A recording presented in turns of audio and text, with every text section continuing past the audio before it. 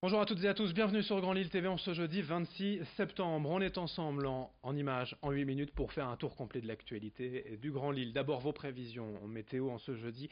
Pas d'évolution favorable dans le ciel de la région, des nuages, des pluies, des averses, du vent. Le programme ne change pas cette semaine.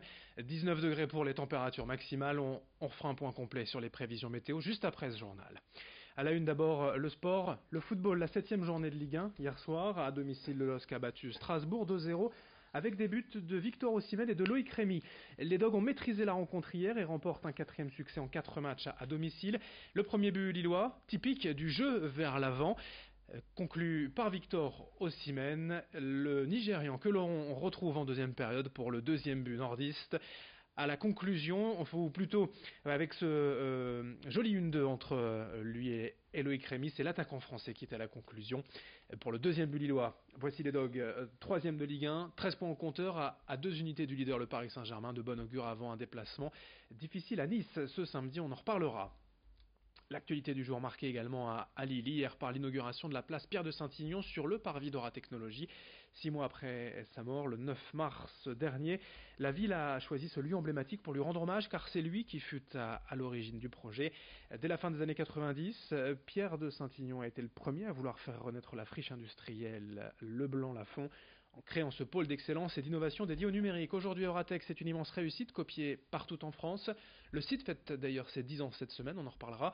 Pierre de Saint-Ignon est né à Angers, il est arrivé à Lille en 1977, entré au conseil municipal en 1989, aux côtés de Pierre Mauroy, puis de Martine Aubry. C'est la maire de Lille qui est au micro de Xavier Silly pour évoquer son fidèle adjoint. On l'a tous dit, Pierre, quand il avait une idée en tête, il ne la lâchait pas.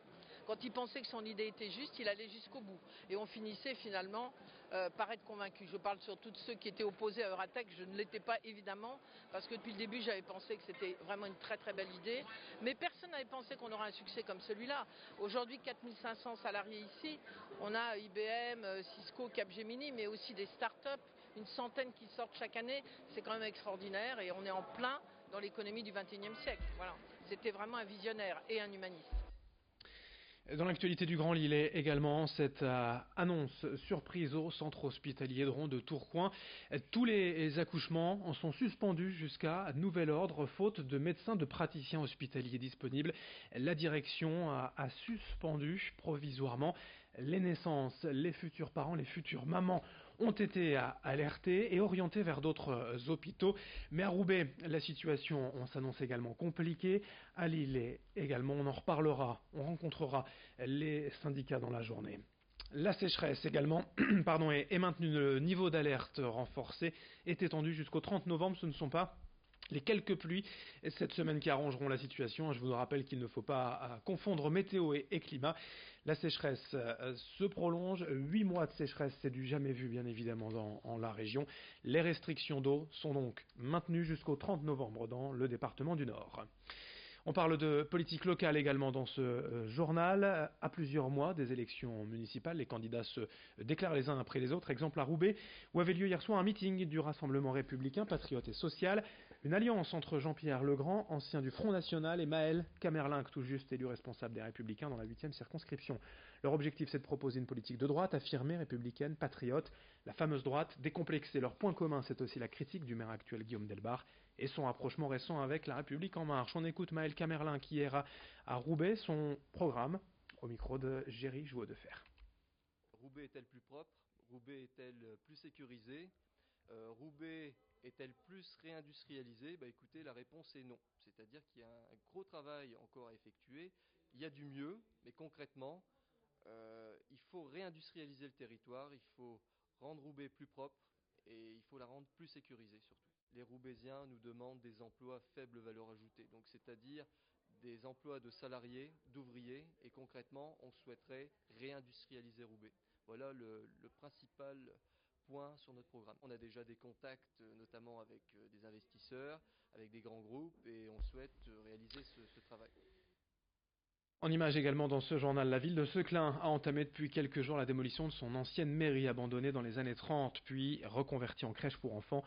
Pour la ville, c'est une part d'histoire qui tombe avec les briques du bâtiment, mais c'est aussi un projet d'avenir, car le but de l'opération est de réaménager les environs de la gare, aujourd'hui empruntée quotidiennement par plus de 1500 personnes et dont les accès ne sont pas simples. Avec l'espace laissé par cette démolition, la rue sera donc agrandie, la circulation des bus et des véhicules facilitée, un parking paysager sera créé à l'arrière du bâtiment et du terrain. La fin des travaux est annoncée pour mars 2020. Explication sur place avec le maire de Seclin, Bernard Debreu, au micro de Rémi Desremeaux. C'est un grignotage par l'intérieur afin de ne pas pénaliser les commerçants de la place, donc de faire le minimum de poussière et de rien mettre sur la rue si c'est possible. Donc de tout laisser à l'intérieur, et c'est pour ça que nous avons commencé par démolir les annexes pour permettre de rentrer dans la cour pour les engins. Tous les travaux ici de la rue où il y a cette crèche qui sont devant la gare où la rue est en grands travaux, comme nous l'avons fait déjà avec une autre rue, pour permettre aux bus d'arriver jusqu'ici.